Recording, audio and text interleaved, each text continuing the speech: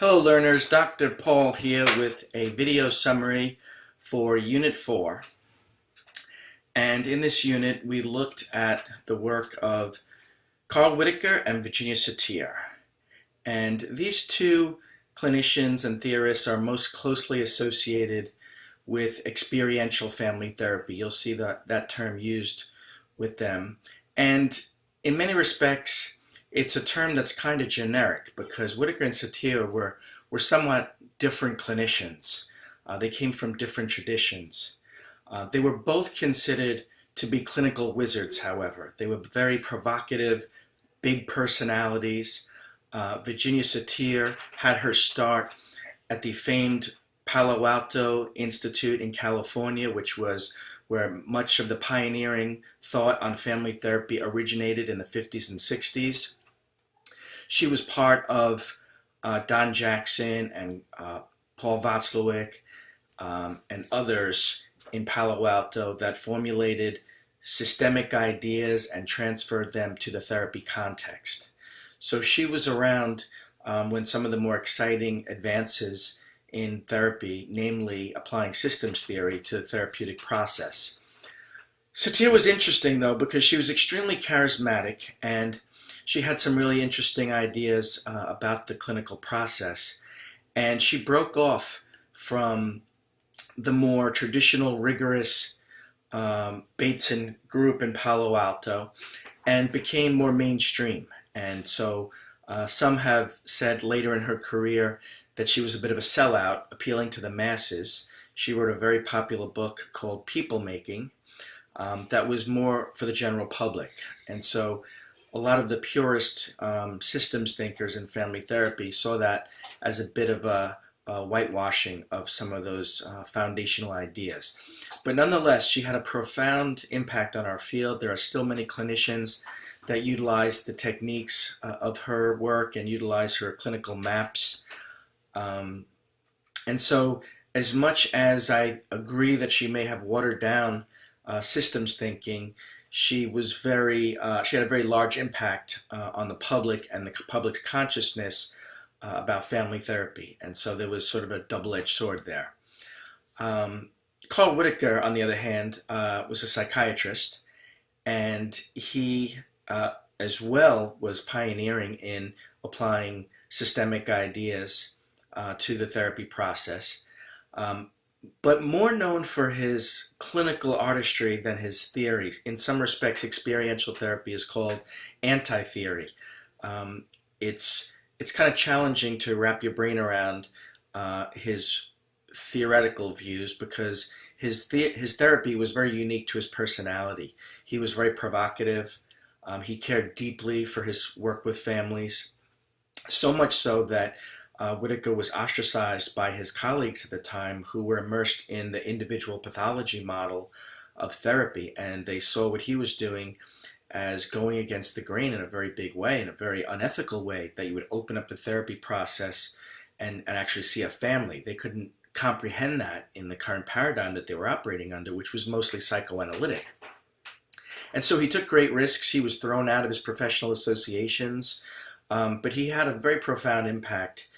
And much of his clinical style was to provoke the family system into changing. And Whitaker always said he wanted to be the craziest one in the room. And so oftentimes his clinical interventions were a bit out there. For example, working with a family with a schizophrenic, Whitaker fell asleep during the session. One example of him wanting to be the craziest person in the room.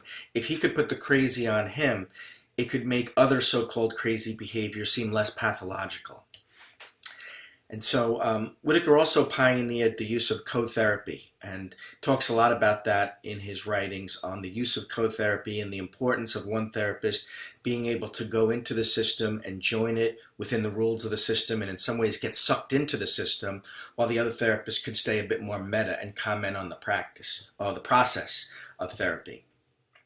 And so that was an interesting idea, something that I've adopted in my own work at Couples on the Brink, where we do co-therapy, and it is a very useful format when you're able to have the opportunity to do it. As I said, Whitaker in particular, his theory is referred to more of as an anti-theory. There's not a lot of concepts to grasp onto. There are some sort of abstract ideas about joining the system. And both of these approaches, Satir and Whitaker, we would consider them deficit-based approaches. And again, I've been speaking about this a lot throughout this course, that whenever you're using language of deficit or lack, so for example, with Satir, she might talk about members' low self-esteem in various family members. That low self-esteem is a deficit way of looking at clients. Whitaker talked about people who were, in some respects, he borrowed from Mnuchin and talked about enmeshment in relationships or disengagement. Or he would talk a bit about anxiety in the system and raising the anxiety. Again, anxiety is an example of pathological language. However, they were not typical traditional pathologists in that they were not interested in diagnosing individuals. Both Satir and Whitaker were systemic thinkers in that they thought people were part of a context or a system of interaction, and those individual pathological labels did not fit. And most of us purists in family therapies do subscribe to that idea, even though much of mental health today is still immersed in the world of individual pathology. So these two clinicians and theorists are the best examples of precursors to strength-based perspectives like narrative, collaborative, and solution-focused therapies. These were sort of laid the groundwork for those other strength-based therapies, having been influenced by postmodern theory to really take shape in the 80s and 90s. I like this quote from Carl Whitaker. He talks about, I don't ask what do I need to do in therapy with clients, but rather, can I be alive enough to help them grow? And that in and of itself is a very non-pathological statement. He wants to use himself as an instrument to help create a context where his clients can take responsibility to evolve and grow. I had the good fortune as a master's student back in the late 80s. Carl Whitaker came to Hofstra University on Long Island, where I was going through my master's in marriage and family therapy, and it was such a treat to meet him. He was toward the end of his career, but he was alive and bubbly and bright, and just a wonderful living example at the time of somebody who was really comfortable in their shoes, had done many, many years of therapy, and could really articulate what he was doing and why he was doing it. And he had a lot to offer us as students at the time. So I'm glad that we are including these kinds of clinicians in this course, because they're important. Their work is tremendously important in the history of family therapy.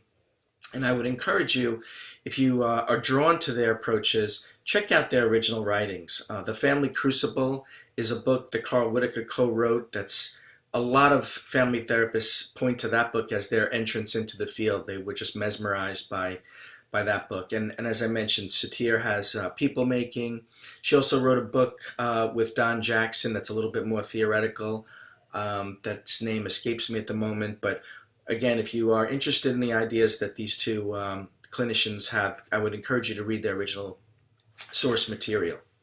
So, okay, just post a response that you were able to view the video and one either follow-up question or something that the presentation or the summary sparked in you. Okay, see you soon.